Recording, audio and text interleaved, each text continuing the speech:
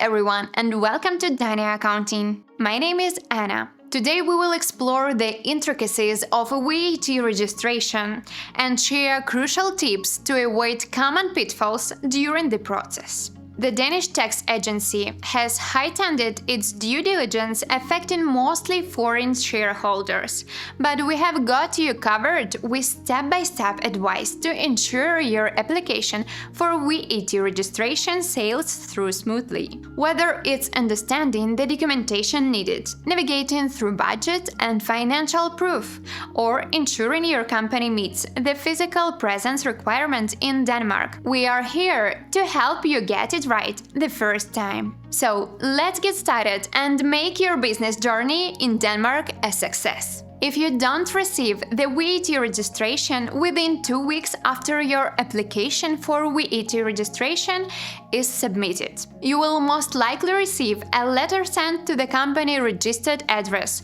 with a list of questions from the Danish Tax Agency. Remember to ask your employees to check your mailbox at the company registered address daily during this period, since the letter contains an important deadline to respond to the Danish Tax Agency.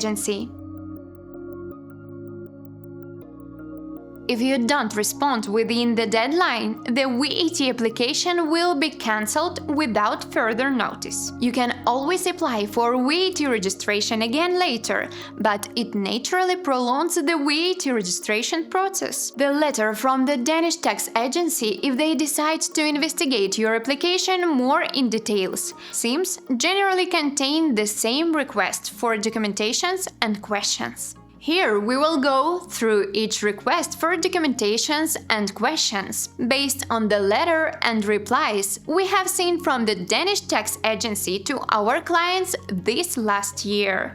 And we also let you know how to prepare and avoid being declined for your VAT registration. First, you need to make a description of the company's activities, including information about your customers and suppliers, as well as copies of all contracts and offers. Here it is essential to provide a very detailed description of the company's activities. If the description contains information only about customers and suppliers abroad, the Danish Tax Agency may decline your application due to a lack of VAT applicable activity in Denmark. It can also be a problem if the management is living and working only from abroad. The Danish Tax Agency seems to prefer a management that plans to work physically from Denmark. It is unclear how many days per year you should plan to be in Denmark as a manager, but the more is better is most likely the correct answer. So, to get the VAT registration approved, a new company will be required to have some level of presence and activity in Denmark. It can be having the management, customers, suppliers, employees, an office, a warehouse in Denmark or similar. You should always provide a detailed list of your customers and suppliers. Also, you should prepare a list if you don't yet have any customers or suppliers. In this case, described who you expect will be your customers and suppliers.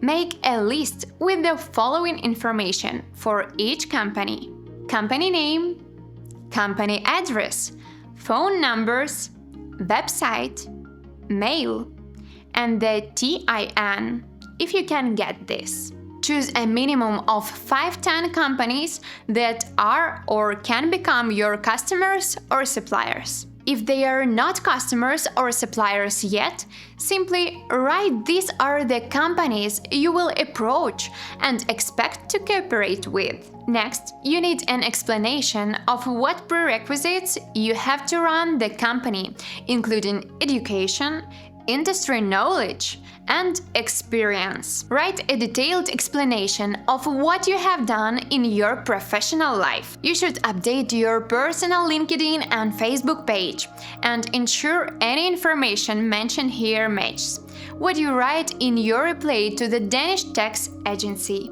They sometimes check if the information match. Have you worked in the industry before?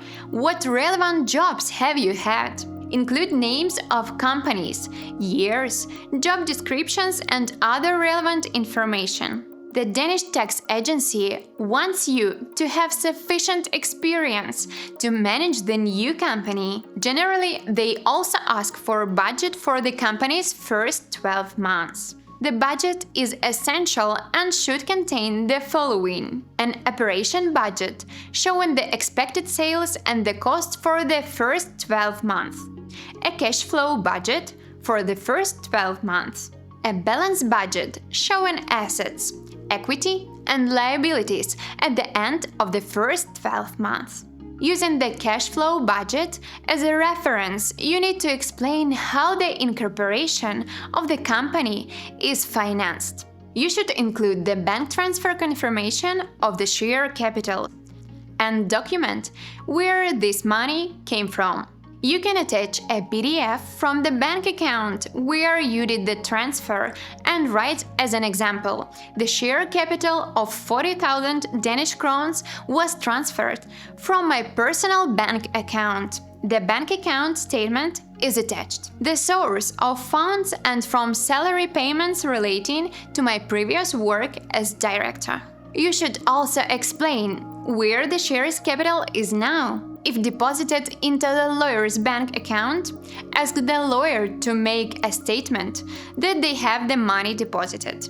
Furthermore, all agreements you have made for the APS should be attached. It can, for example, be lease agreements, agreements with lawyers, loans, suppliers' contracts, or customer agreements. Since the APS is new, this naturally can be difficult to send. Alternatively, you can attach mail correspondence with bank, potential customers and suppliers, potential employees, etc. The more you can provide, the better. You should provide the invoices you have received so far. Most will have at least one invoice from the lawyer incorporating the APS. It can also be a bank statement, or simply provide any receipts or invoices you already paid for using your personal credit card or bank account. Maybe you bought an internet domain or a SIM card for a mobile phone. All costs you incurred already are reasonable to include. You should attach the bank account statement from the new bank account belonging to the APS. If you still need to open a bank account, then at least attach the mail correspondence with the bank. The Danish Tax Agency want to see that you receive payments from customers and pay invoices. It can be a foreign bank account. It should be in the name of the APS. Try Revolut if you cannot get a bank account in a Danish bank. Also, attach the rental agreement for the address used to incorporate the new APS. Attach the bank transfer confirmation of the deposit for the lease. Write a detailed explanation of what equipment you need in the company. If you can attach pictures, links to a website with pricing. And remember to check that you have used the exact pricing in the budget, or pro forma invoices. It all helps. It would help if you had a real office, warehouse, or other physical presence in Denmark to have enough physical substance to be considered eligible for VAT registration. An utterly remote company with a director working from abroad will often be declined for VAT registration in Denmark, since the Danish Tax Agency cannot see why a VAT registration are needed in Denmark. Also, having a 100% virtual office seems to generally not get accepted for VAT registration. Furthermore, if you have a time-restricted office like a co-working space, which is only for a few days per month, often will result is not getting the VAT registration. You should have a functional website which looks professional. All links must be working correctly. Any information you write on your website regarding your personal experience, skill, how many years you worked, clients you have worked for, etc., should naturally be the same as what you write in the reply to the Danish Tax Agency. Also, include the company name, addresses and CVR for the new Danish APS on the contact page and footer of the website. Any information on the website about countries, employees, customers, or suppliers should match your other replies. Make a description of how you will market your company. If possible, you can attach an offer from a marketing agency for your company. And remember to include the same marketing cost in your budget as shown in the quote. Since the company is not registered as an employee yet, it is of course difficult to hire someone. So instead, you can attach the mail correspondence if you are already speaking with someone about being employed. Also, remember to attach a scan of the director's passport and driver's license. You can review all these questions and documentation requirements on our blog at www.daniaccounting.com. That wraps up our guide on avoiding common problems when applying for VAT registration in Denmark. We hope this video simplifies the process for you and sets your business on the path to success in the Danish market. Remember, preparation and understanding the requirements are key. Thank you for watching and see you in the next video. My name is Anna. We are Danish Accounting.